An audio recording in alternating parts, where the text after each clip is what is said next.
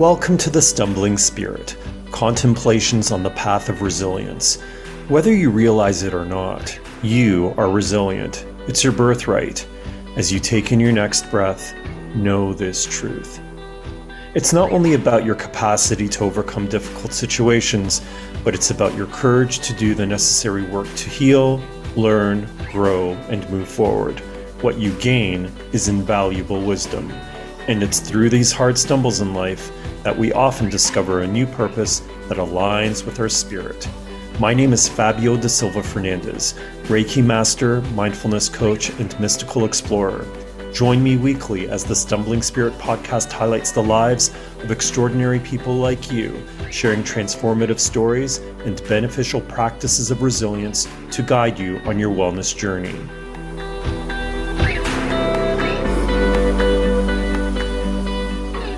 According to Forbes, the wage gap between women and men worldwide is roughly 26%.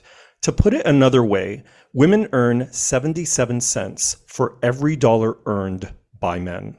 Helping to narrow this rift and improve the lives of women is Merel van der Wouden. Merel is a negotiation and transformation coach who helps women advocate for better salaries and realize their wildest dreams, be it starting a new business or writing a book. She has coached hundreds of women to understand their self-worth and live their purpose. Now, as a public speaker and author, Merel's message is reaching a wider audience. It's a pleasure to welcome my friend, Merel van der Wouden, to the show. Hi, Merel. It's great to see you. Great to see you, Fabio. I'm excited to be on your show. Well, thank you for joining me. Why is it, do you think, that there's such a divide in earnings between women and men? It's such a complex topic, and it's also such a complex answer because it has to do with a lot of things. And a main thing of it is like the stereotypes we have in our society. So you live in Canada, I live in the Netherlands. So for example, in the Netherlands, we have certain roles divided to men and women and expectations of men and women, which already make a difference in how men and women are gonna behave. So it starts really young, this divide, where we now talk about in salaries and fees. It starts so young that deep down in our unconscious mind, because that's the thing, a lot of things happen unconscious. For example, that women get paid less. It's not that we as a society want to pay women less. There's no, I don't think that if you ask one person in the world if you think it's fair that, for example, if a man earns $1 and a woman earns 77 cents, no one agrees with it, but it's still happening. So there's something happening in all of us, in our society, in our thoughts, in our unconscious, why we apply for certain jobs, why we give positions to women, positions to men, why there are, for example, more men in higher positions, why a lot of times if a company can choose between a man or a woman, like a lot of times they will choose for a promotion for a man if it is a man who can promote. It's such a complex question, which I cannot answer in like, let's say 15 minutes, but there have been done a lot of researches. And the main thing I would love to say about that is that I don't think the question should be why it is, but more like what can be a solution and what can we do today to change that? Because I do agree that we want to change the system. And if I speak for the Netherlands, for example, I see that we are doing a lot of things. Same in Europe. The European Parliament now has a law where they say if you have more than 200 employees to a corporate, you have to show who you're paying what. And it's not by name, it's not by every, but it's by job title. So they're really trying to change the system. But I also think that we should take a certain responsibility for ourselves and really know what our worth is. Like, what am I doing on a daily basis? Like, where do I think I'm good at?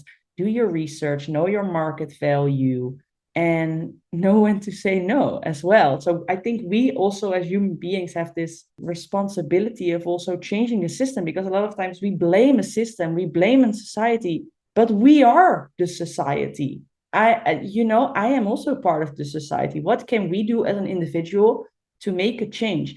Because if you want change now, you have to start with yourself. And if we start one by one, we can create a huge change and a ripple effect. And of course, we have to work on what's happening on a bigger level, but that's always more slow. So you start within yourself. That makes sense to me. Anecdotally, though, when we think about who holds positions of power, it's still by and large men, and they're Mhm. often making the decisions in this, right?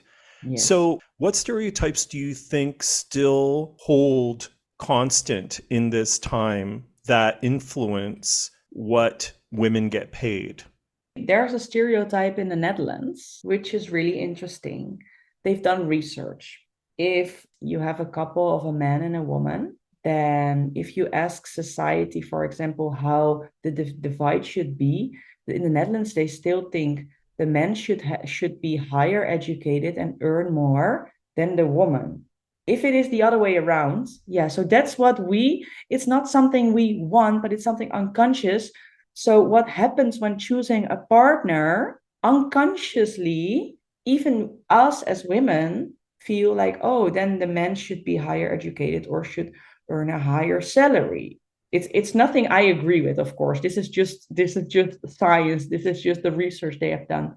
If you are not the stereotype, so for example, you have a woman who is higher educated and earns more money, they say that more relationships that people are getting divorced, the number of divorce is higher because it's a stereotype. Because people in your surroundings might ask, oh, your wife is a doctor. Oh, and what are you doing? Oh, you're a stay-at-home dad. There's still a lot of judgments and questions around that.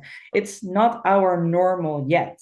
So that's one of the stereotypes that keeps happening. So unconsciously, you want to create a really old school relationship, if you ask me, where the man earns more money than the woman. That's really interesting. I was looking at other stats, and actually, to be honest with you, some of the stats I find a little bit confusing because I really don't know how they calculate it.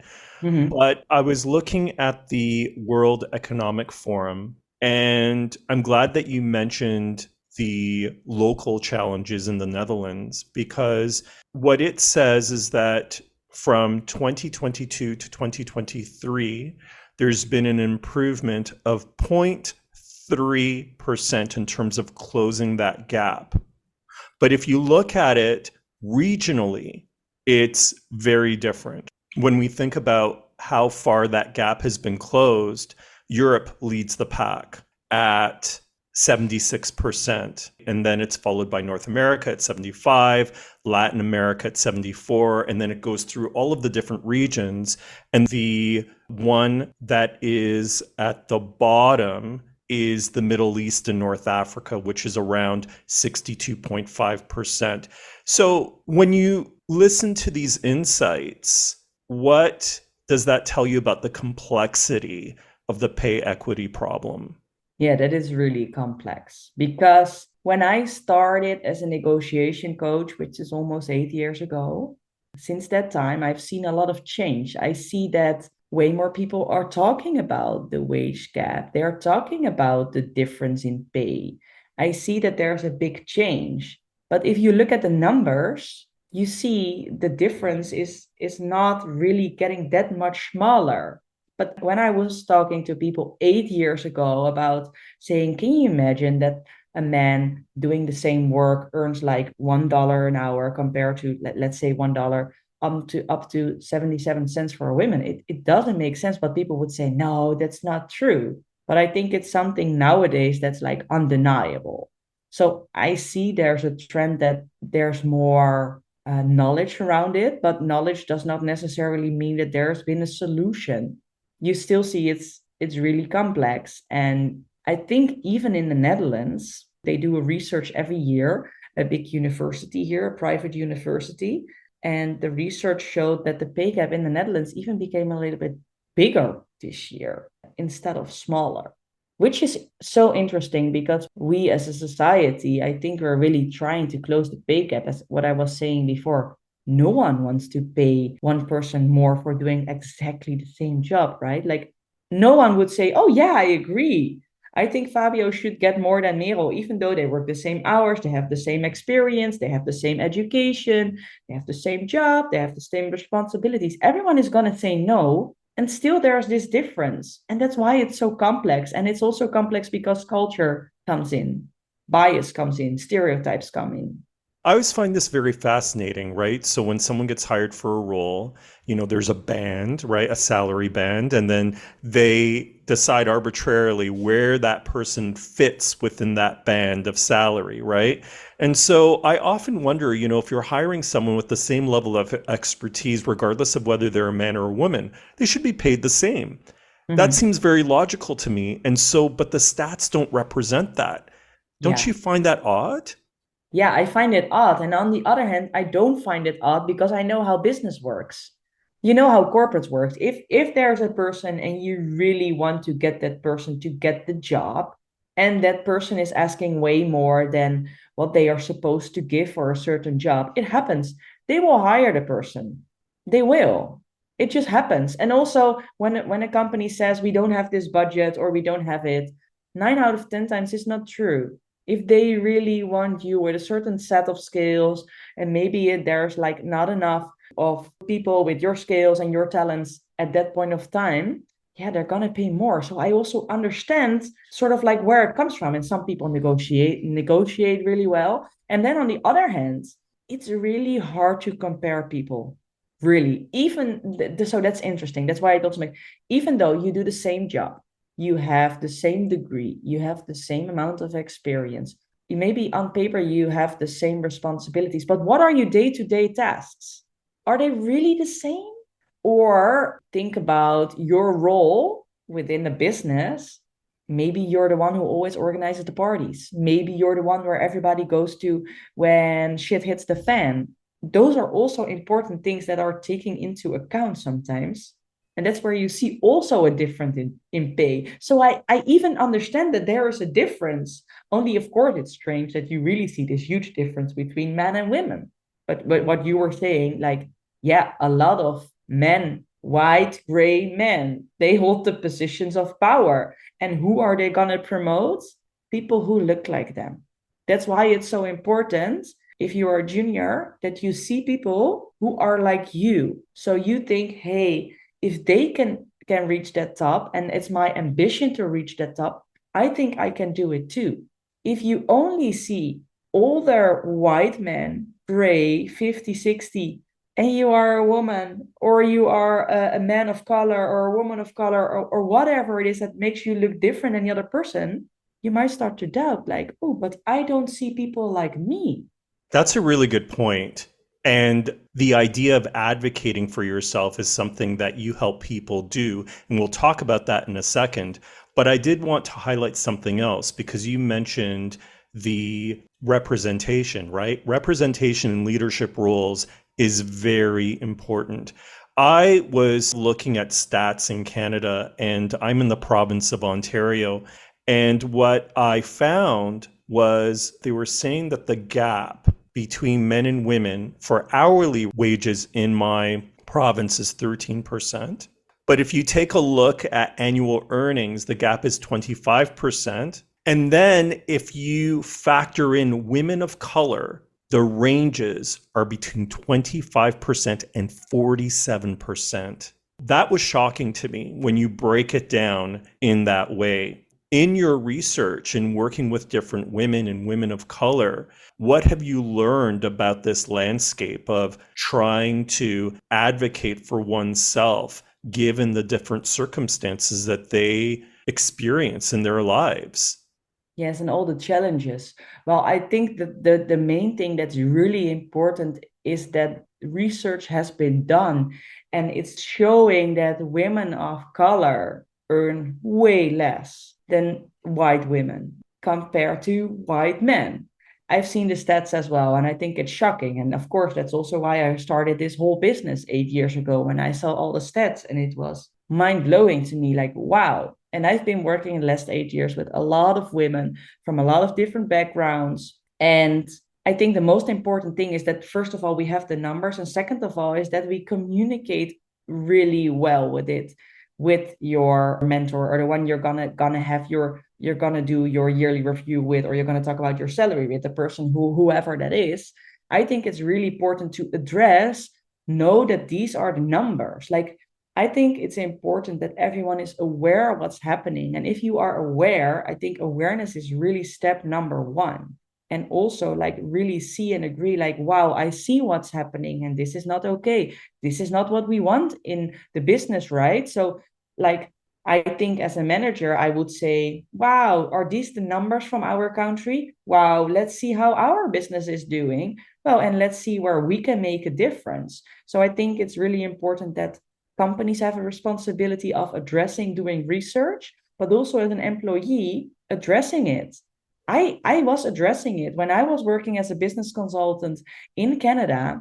I was addressing the differences in pay. I would come totally prepared to have this conversation with my CEO. And maybe I've been talking about that with you back in the days, but I was like always going for the facts. Like, I brought like Excel sheets, spreadsheets, numbers, researches. I was just putting it down and saying, this is the case, this is happening, and this is my case. How are we doing in our business? Because to be honest, when I joined my company, the company I worked for, a consultancy firm from Switzerland, we had zero women in management. We had no women. So my idea was, I'm going to be the first woman who's going to hold a position of power. And I do remember having these conversations, and I think it's so important to have these conversations. So if you are a man or a woman of color, you should address that we, this is an issue. I know that women of color get paid less. I know that men of color are getting paid less. How can we change that within this company? That's a really great point about awareness and also advocating for yourself. And quite honestly, I don't know why it is. I have never heard anyone say something like that. Going into a meeting and saying, look, these are the facts. This is the group that I represent. This is how we are being unrepresented in this business, in this industry, and I want to get paid what I'm worth. I've not heard that. I think that a lot of people would be afraid to do that because of fear of losing their job, or maybe fear of repercussions of some sort. What would you say about that? I totally understand that there's a fear there, because that's exactly the reason why I started this whole business. Because when I would have these conversations with the CEO, with the management, they would always say, Merel, you are the only one who addresses salaries, who addresses that we don't have women in management. You address that we don't have enough women of color or men of color. You address those things. And you are the only one. And what was I, 25, 27? But I could see that. And I saw that it was not a representation of society. And I think we should have a representation of society within the business, because that's the healthy representation. That's who we are. But I also understand that it's scary to do, because research shows that there is a certain backlash. The research name is called Does It Hurt to Ask? And it's done by Nancy Babcock. And it's a Harvard University research. Maybe you've come across it. And the question is, does it hurt to ask for a raise as a woman? Yes, it can hurt your reputation. Research shows. So yes, addressing that you are coming from a certain group and you've been not paid correctly, yes, can also damage your reputation. But I think if it's really important to you and you want to make a change, you should be the one who makes the change. You should be the first one to lead, because it's way bigger than us. It's not only about us. It's not only about you, that person. No, you, let's say women of color, you present the whole group. You could be the one who's the first person who will talk in that business to the management and to the CEO about this topic. And that's really important. So make it also bigger than yourself, because it gives you a lot of power, because it is powerful to speak up for a group who maybe don't have the voice. And you are sitting there on a table, maybe at a big corporate, addressing things that are important. I think it's really important to say the hard things. I know Brene Brown writes amazing books about it, right? Like being courageous enough to talk about difficult things. Like it is important. You have to say the things that are important, even though it's going to hurt, even though it might hurt you. Okay, that's fine. Do ask yourself the question as well. What if I don't address it? What if I don't say it? And okay, what if the repercussion comes? Fine. You don't want to work within that company. You want to have planted the seed and you're going to apply for another job in a company that really values you and the group you are part of. I think you should also value yourself enough to walk away. And I do understand this is scary because maybe you have, you really need the money. But I do really think there are always jobs, even if you have to work a job where you're maybe like overqualified for. But don't stay in a job or like a corporate business where, they are not sharing the same values. Or, do you really want to work for a business where you cannot address hard topics, which are really important? Well, to be honest, I don't want to work there then. If I cannot speak my truth, if I cannot speak about important topics, I don't want to be part of it. And yeah, maybe there is backlash. I know you're not a psychologist, but what is it do you think is the conditioning that women experience that prevents them from advocating for themselves in the workplace? Wow, to be honest, and this is a spiritual answer, but if you ask me, it goes back to the time where they burned witches, the witch hunt, where women who were in their power, who were connected with nature, who were connected with themselves, who came together in circles, who were really powerful, they were speaking their truth. They were being burned down. Those were the women who were holding all the knowledge about the plants. They would get it from their grandmas. They would sit together. But at one point of time, the women became really powerful. And that's when they put the label witch on it. And I really believe, and I feel it myself as well, that because of that, we carry generational trauma up to 7 generations within us. So I believe that we still feel that it is dangerous to speak our truth. We're not going to end up being burned, but in a different way, yeah, we can get attacked maybe by society. I really believe it's somewhere deep down that it's not safe to speak my truth. I think that a lot of people have challenges with speaking their truth in the workplace. I do like that take on generational trauma and how that might influence someone's ability to voice their truth. I'm wondering also, do you think mothers are targeted in the workplace? What I've seen, what I've heard, and what I read, and what research is showing is yes, a lot of women who come back after giving birth, a lot of times they are not getting the same position. And it's really interesting. You know why? Because they have done research. Once women become mothers, they can become way more efficient. They can handle way more stress. But we as society think that's not true. Mothers can juggle a lot of things also at home, so they also can at work. The question is, of course, do I want that? But yes, I see a lot of women who want to go back to the workplace and who want to maybe get a promotion, that it get passed on by them because they are now a mom and they have different priorities.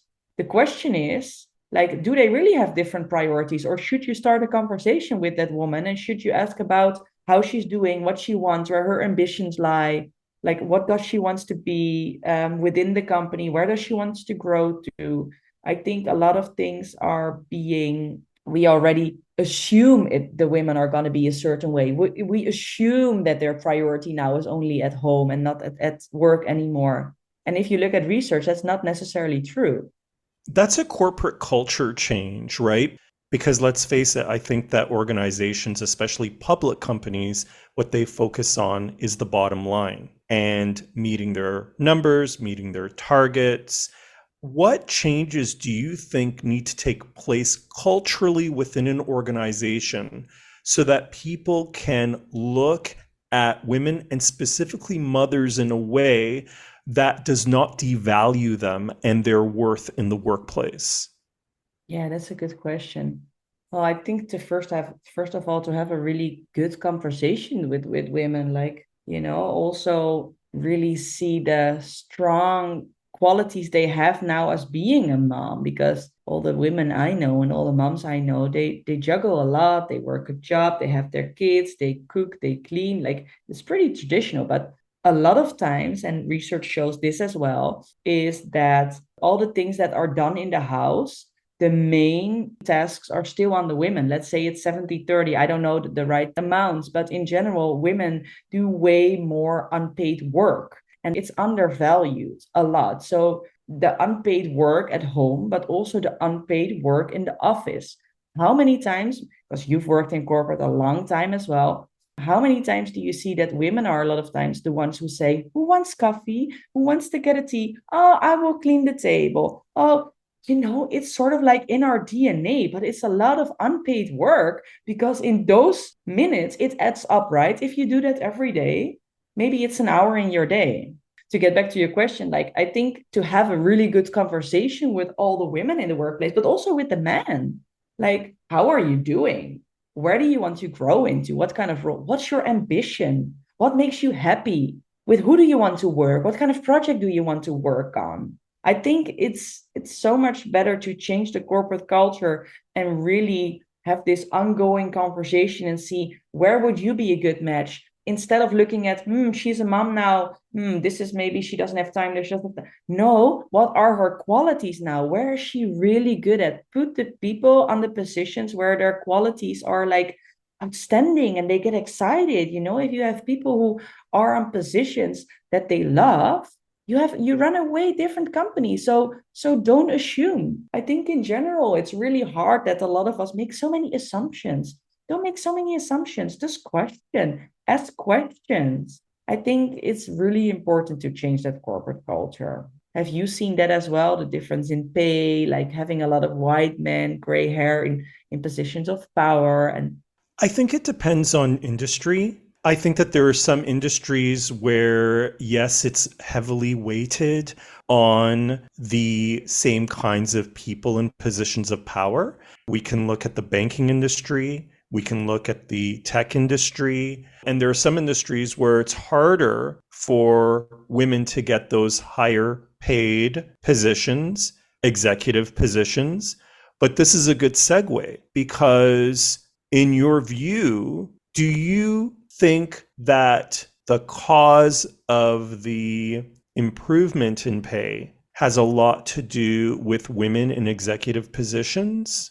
well, research shows that, yes, if you have a more balanced management, let's say by ethnicity, but also by men, by women, by everything, you see that companies who have management and leaders who come from all kinds of fields, who look different, who think different, they have more revenue. So to me, it's just mind blowing that a lot of industries are just having really the same kind of people in a position of power. While even if you look from a business perspective and you want to make money because you run a business, then really get not the same kind of people on the position of power, but get the best people on the position of power, because that's a really weak argument I sometimes hear. Some really annoying men would tell me, yeah, you know why it is that they are less women in position of power? Because they hire only the best ones. Oh my God. Like, do you really want to say that?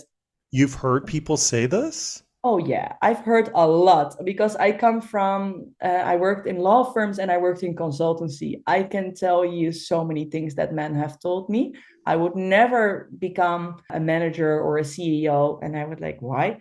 Oh, he said, look at our company. There's no one there. So That's astonishing. I don't know why I'm sort of surprised by that because, I mean, let's face it, it's taken a really long time for women to reach the level that they are today in the workplace, being recognized as valuable contributors to society.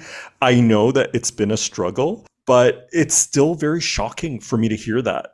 it is shocking. And that's why I also think that I started all this. And the more women I speak, the more knowledge I get. But yes, it's still happening nowadays. And it doesn't make sense. And you know what's interesting? I know the numbers from the Netherlands. If you look at university degrees, here the bachelors and the masters in the Netherlands, we have way more women now holding master degrees compared to men.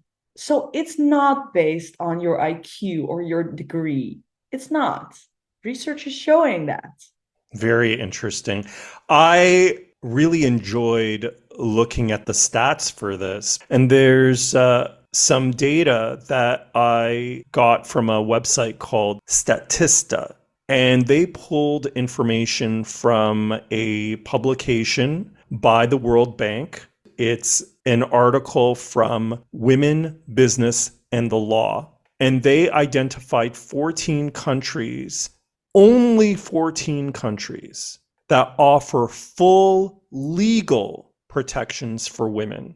The Netherlands and Canada are on that list, but if you can believe it, Canada is the only country outside of Europe that offers full legal protections for women. They measured it based on laws related to freedom of movement, work, equal pay, marriage, all of that stuff. It gives me the impression, and I'm wondering what you think about this, that the pay equity issue is part of a much larger gender inequality problem. What do you think about that? Yeah, I agree with you on that. It's a way bigger problem on gender inequality. That's why it is so complex, because you have the stereotypes within your country. There is so much within your region, within it is connected to everything, to your socioeconomic status. Like it's connected to, I cannot even grasp it sometimes, because if you really dive into the numbers, you cannot stop doing research, because more and more comes up. And I don't know if you had the same, but when I sometimes I stop doing research and I really focus on what can I do today to help these women? How can I give them back, like, like it's really nice to try to change the system and try to change the world. That I really believe we can do that by starting with ourselves. Like, how can I talk to them? How can I give them the tools? How can I help them to have the certain self-confidence to go after what they want and to earn what they want, instead of like constantly looking at more research and more research? Because the deeper I dive into, the less I understand, to be honest. Like there's so much research. And in the Netherlands, there are like professors who are like specialized in gender inequality. Even in Canada, you have at Rotman University from University of Toronto, Rotman Business School. the business school has like a whole degree on like inequality and focusing on gender differences. And it's been there already for like maybe 10 years. And wow, it's complex and huge. You mentioned earlier that your background is a lawyer and consultant, and you said that a former CEO that you worked for had never met anybody that negotiated better than you. What inspired you to help women to get paid what they're worth? It's a funny story, because when I left my last consultancy job in Toronto, in Canada, the CEO told me when I left, Merel, you really have to do something with negotiating, because you're really good at it. You're a strong negotiator. And in the time when I lived for 2 years in Canada, in Toronto, I experienced myself that a lot of people were not really knowing what they were worth. They were not having tough conversations at work. And I was really interested in that. So I joined a program of Rotman University in Toronto, which was about gender inequality. And I've learned so much. I got to meet Sally Krawcheck. She's the founder of Wildest, and she helps women to invest. And she grew a humongous big company now in the US. I think she's from New York. And over those 2 years that I was in Toronto, I've met so many inspiring business ladies and women in corporate who were like advocating for women to invest, to earn their own money, to know their worth, that I was really inspired to do the same. In those 4 years that I worked in consultancy for the North American market, I just realized that a lot of women were not getting paid the same as men. And I was just flabbergasted. So it really became like a game for me. It was a game for me to negotiate. It was a game for me to get better stats, to get like better, to become better at like having these conversations with my CEO about getting a raise or getting the position I want, or maybe getting a different degree. And I realized also by having these conversations with the management, with my CEO, that I was one of the only ones who would prepare like this. And also, I am always the first one who talks about money. So I don't wait until they do me an offer. No, because I do my research and I know what I want and I know what I want. So I do the first offer and I tell my clients to do the same. So when I was working in the corporate field and I was growing into my role and I was making promotions, I always was the first one who said, you know what? I would love to have a conversation about how am I doing in the job, where I'm going into. And I also would love to talk about my salary because when we're going to have the conversation, I want to talk about the raise. So that's where my strategy, that's where my methods came up. And it's a really simple name. It's called the proactive method. And it says everything. It's proactive. You're the first one who talks about money. You do the research. You take control over your life. You're not a victim. You are equal with your CEO, with your whoever is opposite of you. We are equal. Don't let anyone tell you you're not equal, not because of your age, your race, your color, like nothing. We are equal. And as long as you can just feel that deep down and see that, like it's gonna help you. So in those years that I was in Toronto, I was just building and growing. And when my CEO gave me the last push, like, you're a really strong negotiator. You should really do something with it. I was like, you know what I'm gonna do? I'm gonna start my own negotiation business. I'm gonna teach women how to negotiate better salaries. And now I also teach them how to get better fees. And that's been a journey the last 8 years. So your proactive method has helped women that you work with negotiate 25 to 30% more money. Can you Yeah. share some basic principles on how women can start the conversations with their bosses? Yeah, that's really good what you're saying. You know what I would suggest also as well, like why do you use the word boss? And what does it mean for you? That's an interesting question. It's funny because I had written on my page employers, but I chose to say the word boss. Unconsciously, you choose this. You That's see, right. what does it imply to have a boss? That someone is telling you what to do, micromanaging. Unequal. Right. So the first thing I always teach my clients is like, we don't have a boss.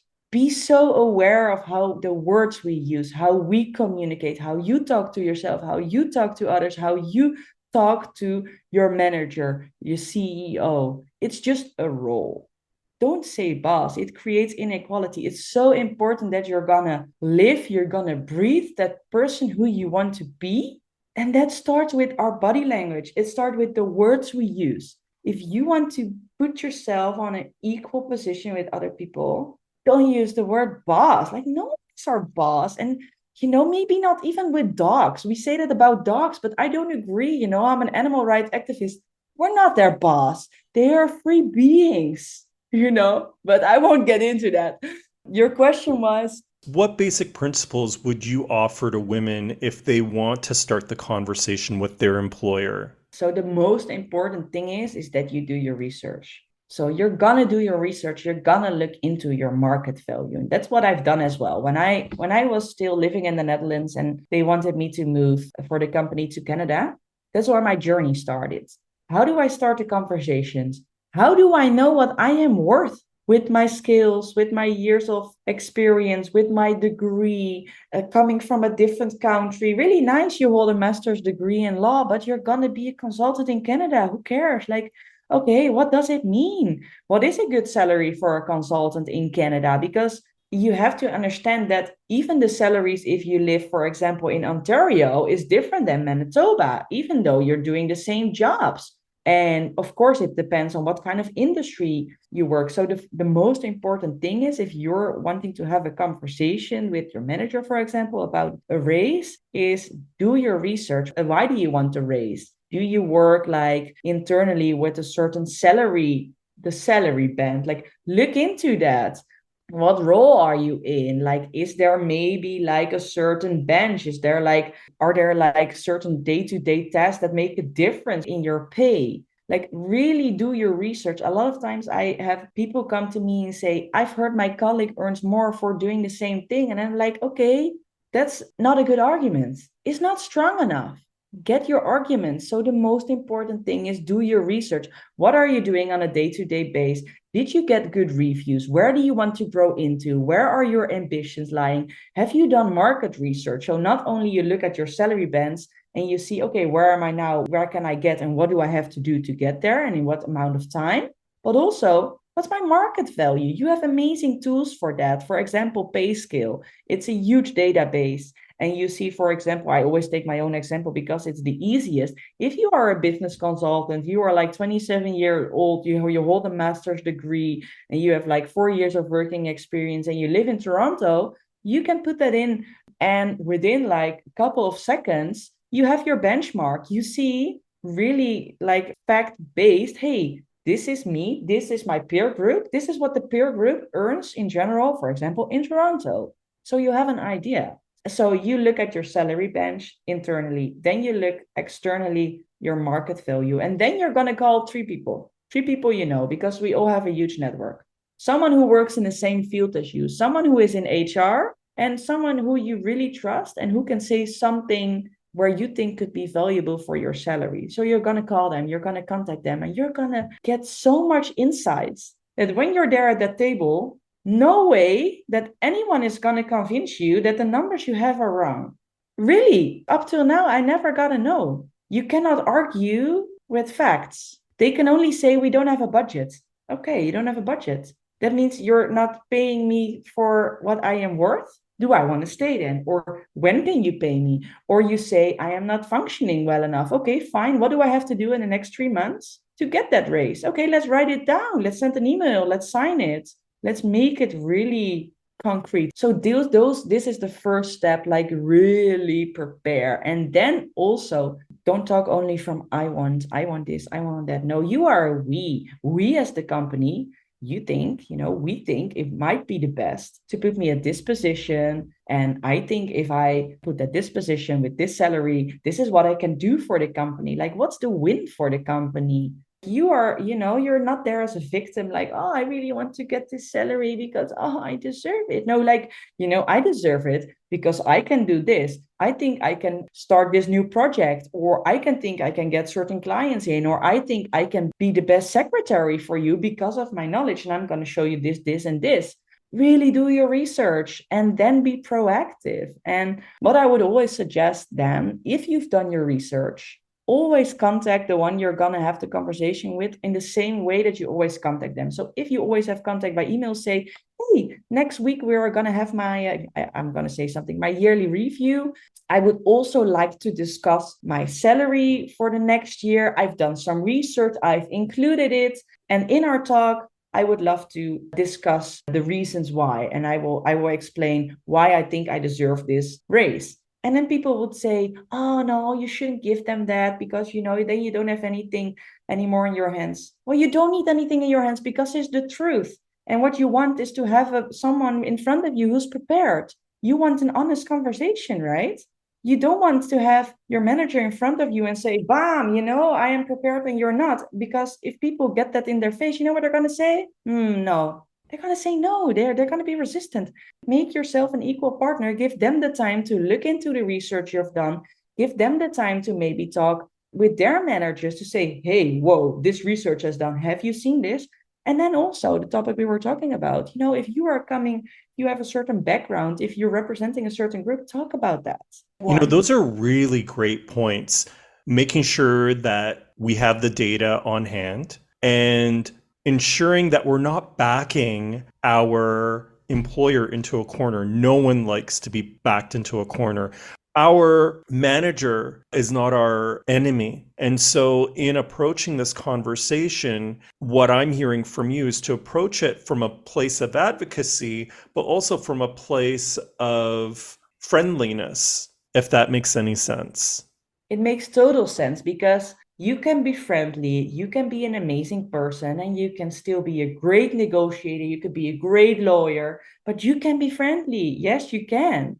That's really great advice. You also help women transform themselves to live a more authentic and happy life.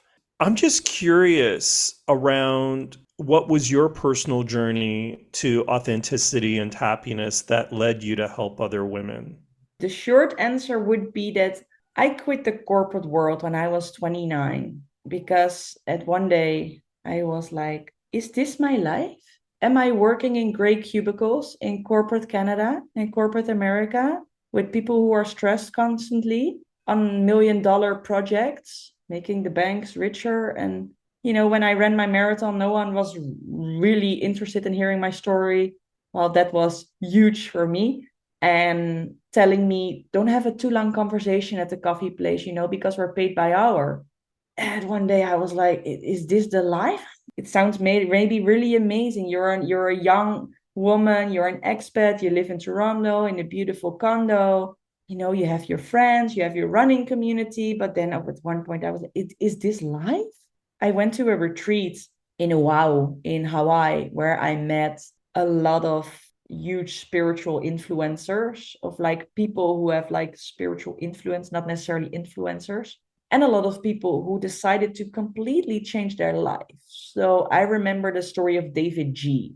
I don't know if you know David G. He is a big name in meditation and breathwork in America. And he used to be an investment banker from New York. And I remember he was sharing his story about how he was earning the big bucks and having this amazing career. And at one point thinking, is this life? Or is this where life is about? And I had the same. Is this where life is about? Is this why I am on this earth? I had this huge existential crisis, 29. And at that point, I thought, I have to quit. I have to quit this job. This is not why I am on earth. I used to be really connected to nature, to the spirit world, to spirits, to energy. And that wasn't serving me for a while because first I worked as a lawyer, then as a consultant. It wasn't serving me. So I put it sort of like to the side. And when I was 29, it was coming up and coming up. And I was starting to get more into meditation again, which what I always used to do. So I decided to quit my corporate job. Because of that, my boyfriend back then also lost his work visa. I lost my work visa. Without my salary, we couldn't pay the rent anymore. It was a big move, a really big move. But there was one thing I knew for sure because I was getting job offers in Canada, good offers. But I all said no. I said, you know what I'm going to do? I'm going to move to Bali, Indonesia. I'm going to meditate. I'm going to surf. I'm going to connect with the real me who's inside, not the corporate me. It's just the role. But, I identified myself so much with the role. But who am I really? Without the money, without the label, without the beautiful house, without, all those things. Who am I? Because that's the only thing that's really important. It doesn't matter what kind of job you have, how much money you have, what your label is. It doesn't matter. But you have to you first have to get it to find out that's it's not going to bring you happiness. So I moved to Bali and I thought, still, of course, a little bit connected to the corporate field. I thought, but I'm going to start my business because I still think it's really important that more money is going to be in hands of women because women do good things with money. I want more women in higher positions, women of power to have money in their hands because they do good things. They do good things for community. So I'm going to teach them how to negotiate about salaries and fees. And I've done that for a couple of years. And then I felt again, it's not it. It's not it anymore. I had moved back to Amsterdam in the Netherlands and I was growing my business. And I started to dive deeper into the spiritual practice. I did in 2012, I did a Zen meditation course in the Netherlands. And I went to Japan to learn from a big Japanese Zen master more about meditation. And my mom is a Reiki master. And I've always been interested in energy work. And I started diving in the whole personal development from plant medicine to breath work to touch of matrix to cold showers to be honest, I don't think there's anything I haven't tried to kundalini. Like I don't think there's anything I haven't tried in the spiritual personal development world to see what it could do for me. Sort of like on this search for who am I? And I think it's a beautiful question. It's a Buddhist question, like who am I? Really, who am I? I was sitting in silence. I would go to retreats. I would go to Nepal. Silence gives me a lot. Days in silence, just meditating, just being with myself. And while I was doing all this practice, I still had all my clients coming. I had still my clients coming. And at one point, I realized that I could teach them all the strategies. I could give them all the methods and strategies to become good negotiators. But if deep down they didn't feel they were worth it, they were not going to be successful. And slowly that transitioned into a new business. So I created a 12-week program where every week 10 women would come together and we would have every week a different topic. And one time it was about business and money because I do think money is such an important topic. We should talk about money. It's important. it gives us a lot. It's a beautiful tool to live a life on your terms. But also, we talked about trauma. I would hire experts on the field of emotions, professors, doctors. I would do breathwork sessions. In that 12-week program, I created this whole transformational program with all the steps that I've been through over the last years. So from meditation to affirmations to also really mindset. I would say that I combined the spiritual world with all the energy work, with the worldly. I chose to be here. I believe my soul chose to be here in this physical world, which means I'm going to enjoy this physical life. I'm not going to only meditate and sit on my pillow. No, I'm going to do something here in the world and, to be of service and also to be in this worldly life. I am allowed to build a business. I am allowed to be successful. I am allowed to earn a lot of money. I am allowed to have beautiful things I love. And at the same time, asking me these questions, who am I with all of that?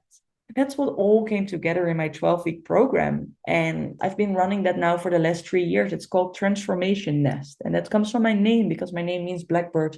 And with a nest, I create like a safe space for women to land because they are at one point in their life where they think, is this it? Is this where life is about? And they're going to find themselves, or at least they're going to get to know themselves a little bit more better. And I hope, and that's what I see as well, that they now have the tools and the knowledge and the confidence to speak their truth, to live their life, to make the choices they want with meditation. It doesn't matter what kind of tool, to be honest. This morning, I got a really beautiful book for my birthday, and I opened the book on this page, and it said, no matter what tools you use to create, the true instrument is you. And through you, the universe that surrounds us all comes into focus. It's true. It doesn't matter what kind of tools you use. Just use what works for you. All these discussions online, oh, you should do left or right or up and down. Just choose you, what works for you. Where do you focus your energy on? On all the bitch fight online? Or you're going to create a life you want and focus your energy on that? Is it meditation? Use meditation. You want to go for a walk? Go for a walk. Is it the ice bed? Go for an ice bed. Is it breath work? Go for breath. Is it yoga? Is it maybe marathon running? Like, go for that. So that was the journey into becoming a transformation coach. And last year I combined all that. That's why I wrote my book. It's really interesting. There's a saying that says, where the attention goes, the energy flows. And so I really resonate with what you read in that passage from that book. I also love the name of your program, Transformation Nest. I think it's a really nice name because nest also implies something like it being an incubator, like a womb where someone is transforming. I mean, you've described a little bit about it. You've given some high-level examples of what the Transformation Nest does. Can you maybe elaborate a little bit more about it? Yeah, that's interesting because, of course, I didn't know the first time I was running my transformation as what was going to happen because I used all the tools that were working for me. But is this also going to work for a group of 10 women? You never know. But it did. But it's also interesting to say that, of course, the effects are different on everyone because in the end, it's really about the work you do on yourself. What do you do with the tools you get? What do you do with your focus, with your energy? And what do you do when you're gonna have all these limiting beliefs coming up, when your fear comes up? Because at one point it comes up. It always starts like this. People are so committed. Yes, I'm gonna join the transformation nest. I'm gonna invest in myself. I'm gonna spread those wings and fly. I'm gonna break out of the cage. I'm gonna create my own life. I'm gonna start a business, or I'm gonna create a new business. Woohoo! Week 1 passes, 2 passes, 3, and then we come to week 5 and 6. This is where it gets like always a little bit tricky. People get annoyed. They get annoyed with each other. They get annoyed with themselves because they don't go fast enough.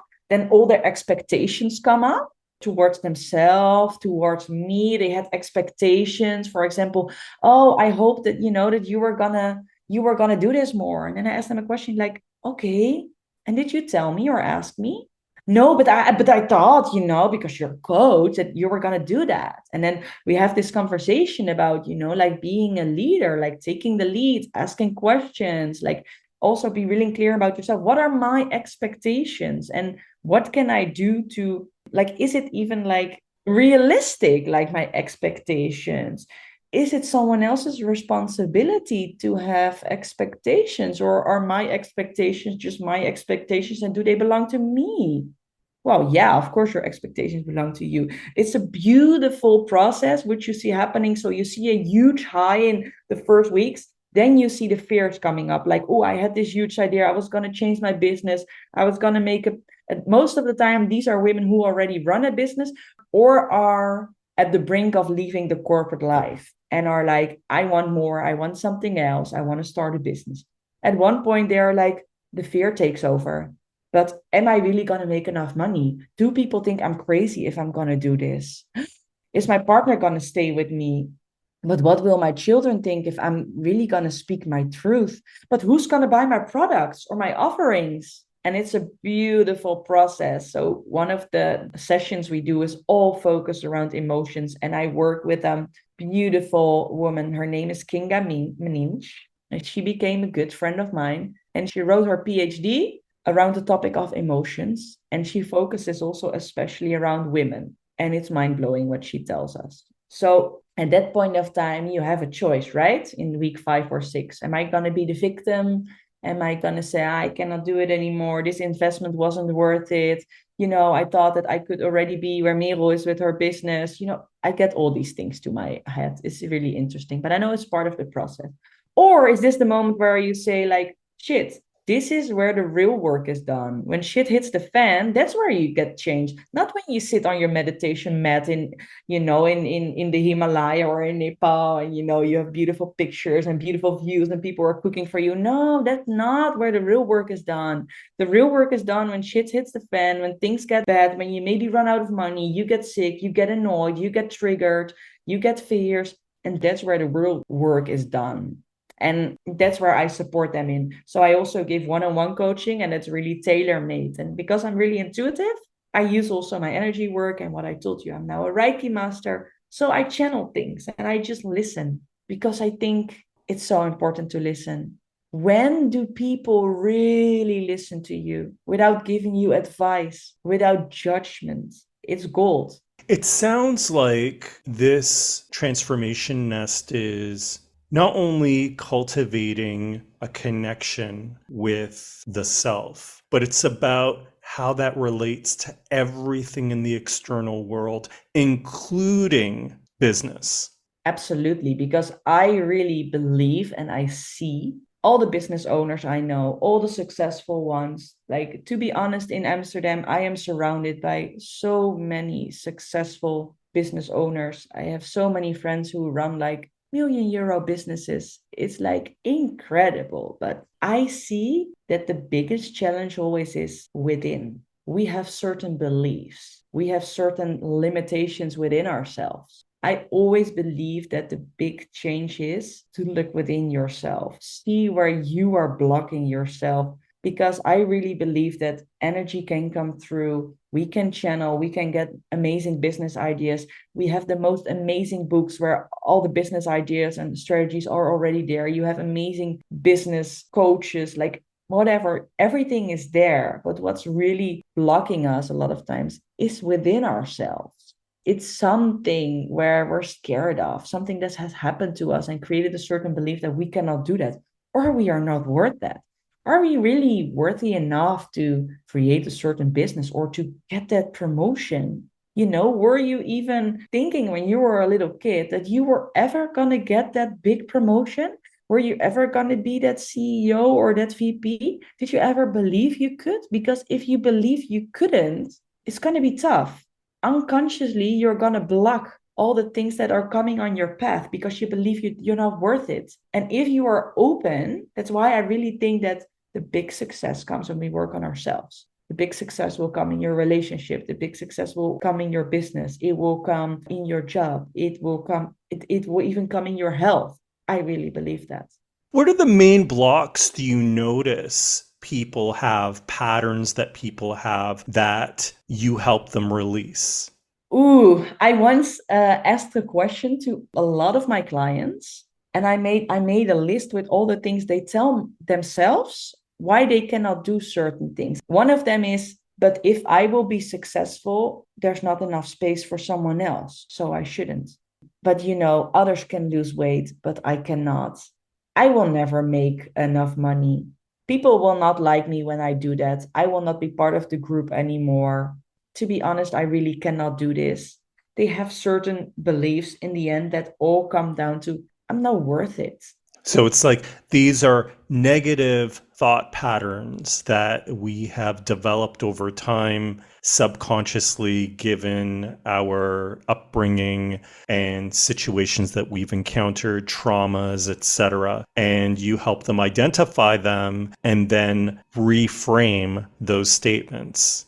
It's exactly that. And it is about reframing. But before we can reframe, we have to see why you still cling onto it. What is it still giving you? Because even being a victim, it gives you something. It always has given you something.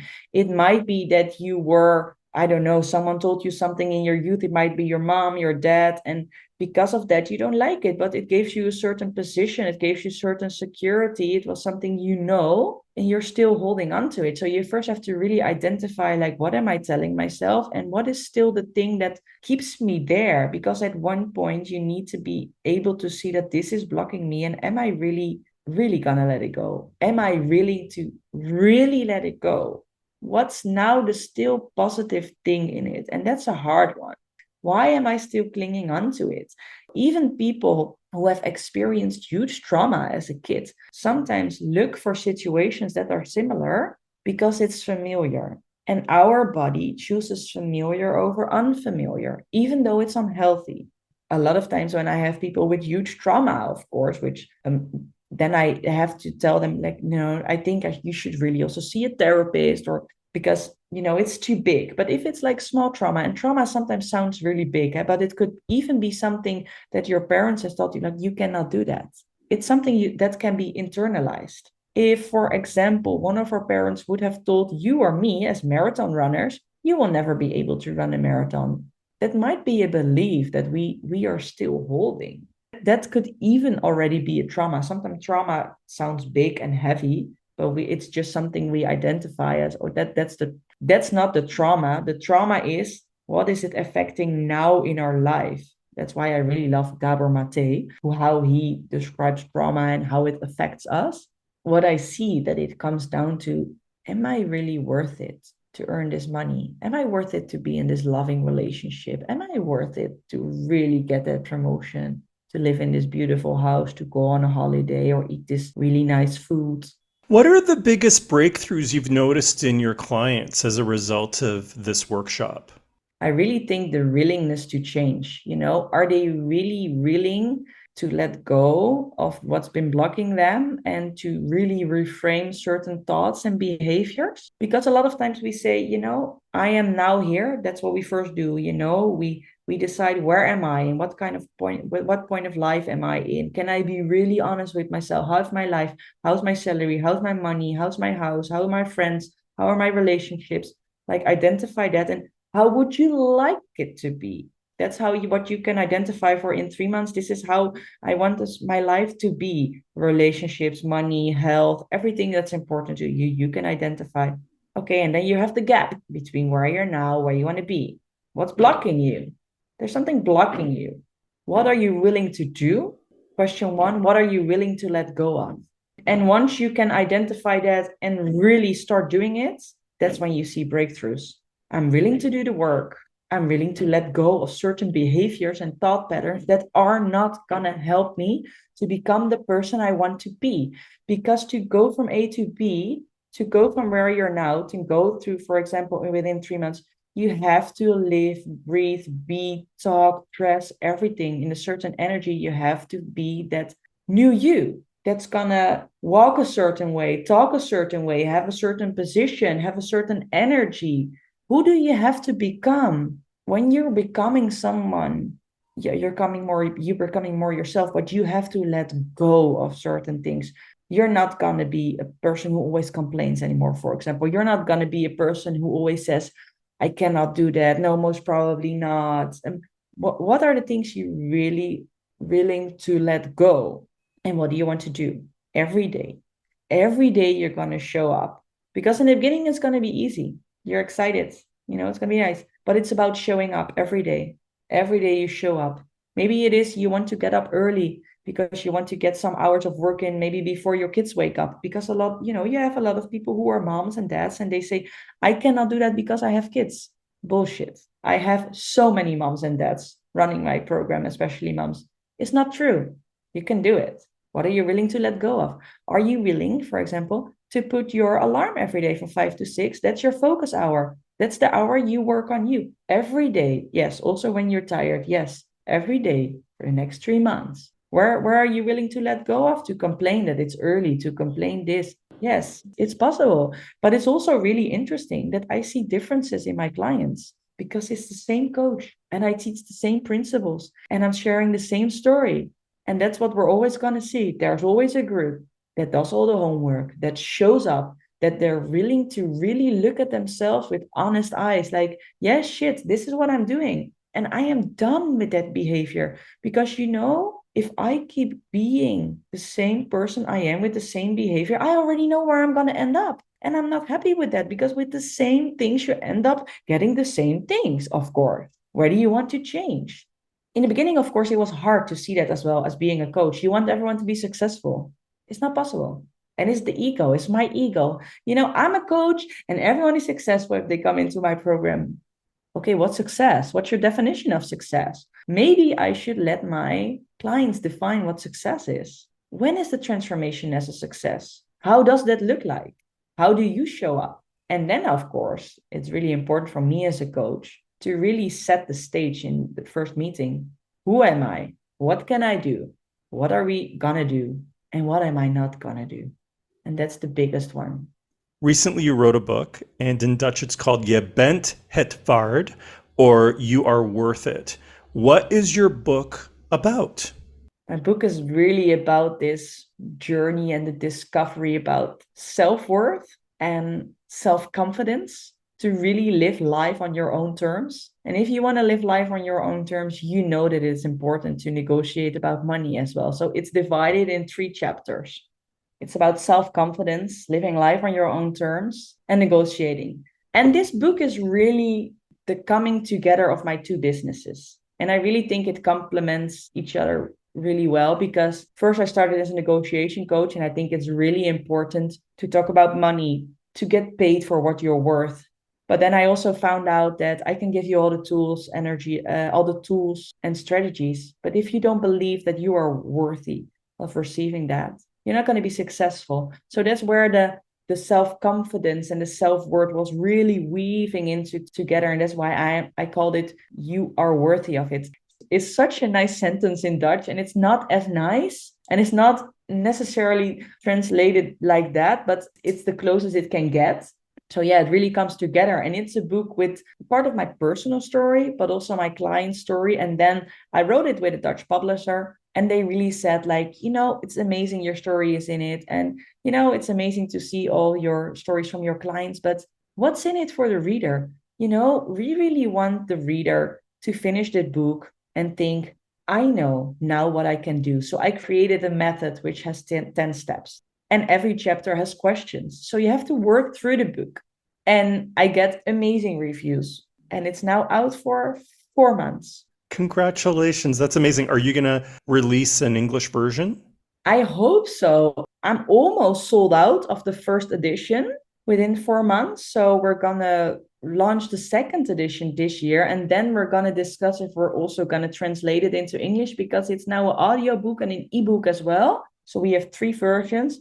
But it would be amazing to translate this into English as well, and to bring this to way more people.